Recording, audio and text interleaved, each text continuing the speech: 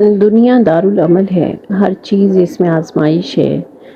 نعمت کسی انسان کو ملتی ہے تو وہ کہتا ہے کہ میرے رب نے مجھے عزت دار بنا دیا، اور گھمنڈ کرتا ہے اور اس کو ایک آزمائش نہیں سمجھتا۔ اس عزت کے گھمنڈ میں کئی غلط کام کر گزرتا ہے۔ جب اس پر دوسری طرح کی آزمائش آتی ہے کہ اللہ اس کا رزق تنگ کر دیتا ہے، تو وہ اس کو پھر آزمائش سمجھنے کی بجائے شکوہ شروع کر دیتا ہے کہ میرے رب نے مجھے ذلیل کر دیا۔ تب بھی وہ شکر کرنے کی بجائے شکوہ کرتا ہے، حالانکہ صحت اور دیگر کتنی ہی نعمتیں اس کو دی گئی ہوتی ہیں جن پر شکر واجب تھا، مگر شکر کرنے کی بجائے انسان ناشکری کرتا رہتا ہے۔ اور پھر ذکر ہے ان لوگوں کا جو یتیم کا خیال نہیں رکھتے۔ یتیم کا خیال رکھنا معاشرے پر فرض ہے۔ اس کے مال کی حفاظت کرنا، اس کے ساتھ شفقت سے پیش آنا، اس کے حقوق کی حفاظت کرنا معاشرے کے ذمے ہے۔ مگر لوگ کیا کرتے ہیں؟ باہر والے تو ایک طرف عزیز رشتہ دار جنہیں زیادہ خیال رکھنا ہوتا ہے وہی زیادہ ان کے حقوق غصب کرتے ہیں اور زیادہ بدسلوکی کرتے ہیں، اور میراث کا مال بھی سمیٹ کر کھا جاتے ہیں۔ مسکین کو کھانا کھلانے پر نہیں ابھارتے، مسکینوں پر شفقت کھانا کھلانا یہ ایک معاشرتی قدر ہے۔ لیکن یہاں شکوہ ہے اس بات کا کہ ایک دوسرے کو مسکین کا کھانا کھلانے کی ترغیب لوگ کیوں نہیں دیتے، اور یہی تذکرہ سورہ ماعون میں بھی کیا گیا ہے۔ میراث کا مال جو حقداروں کا حق ہے، وہ کوشش ہوتی ہے کہ جس کا بس چلتا ہے وہ لے کر کھا لے۔ حقیقت یہ ہے کہ انسان مال کی محبت میں بری طرح گرفتار ہے۔ بقول شاعر، خوشی مزہ راحت آرام سب ہے زر کے ہونے سے، یہ وہ نعمت ہے جس کی مانگ ہے کونے کونے سے۔ سچ ہے شیطان بھی سجدے میں گر جاتا، گر خاک کے بدلے آدم کو بنایا جاتا سونے سے۔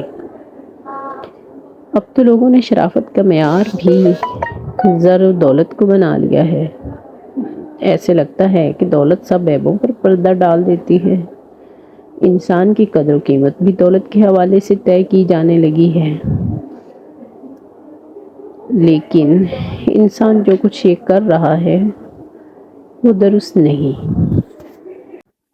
پھر روز حشر کی یاد دلائی جا رہی ہے کہ جب زمین پے در پے کوٹ کر برابر کر دی جائے گی، یعنی قیامت قائم ہوگی، اور زمین اور اس کی تمام موجودات کوٹ کر برابر کر دی جائیں گی اور مکمل ہموار کر دی جائے گی، اور ایسے میں اللہ تعالیٰ جلوہ فرما ہوں گے، فرشتے صف در صف کھڑے ہوں گے، جہنم بھی سامنے لے آئی جائے گی۔ اس روز سب حقیقتیں کھل جائیں گی، سب رازوں سے پردہ اٹھ جائے گا۔ تب انسان کو سمجھ آ چکی ہوگی، مگر اس وقت سمجھنا بیکار ہے۔ اس وقت انسان پچھتائے گا کہ کاش اس زندگی کے لیے اس نے کوئی انتظام کیا ہوتا، کوئی نیک عمل اس کے ساتھ ہوتا، کوئی نیک اولاد جو اس کا وسیلہ بنتی، کوئی نافع علم، کوئی صدقہ جاریہ اس کے نامہ اعمال میں ہوتا، کوئی نیکی وافل عمل پیش کر اگر کوئی دفتر میں ہے۔ مگر اب کیا ہو، مہلت تو گزر چکی، اب پچھتائے کچھ حاصل نہ ہوگا۔ پھر اس دن جب وہ عذاب دے گا ویسا کوئی عذاب دینے والا نہیں، جیسا وہ باندھے گا ویسا کوئی باندھنے والا نہیں۔ اس روز اس کی پکڑ سے بچنا ممکن نہیں ہوگا، اور موت بھی اب نہیں آئے گی۔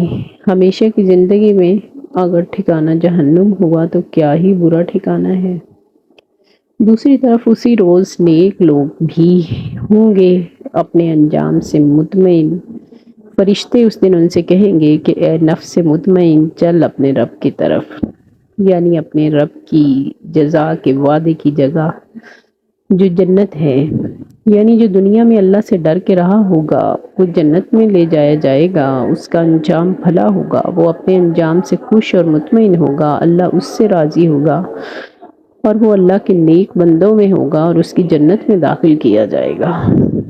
دنیا میں وہ اللہ کے حکم کا تابع تھا، اس پر یقین رکھتا تھا، اس سے ڈر کر عمل کرتا تھا، اس کا خوف اس کو برے کاموں سے روکتا تھا۔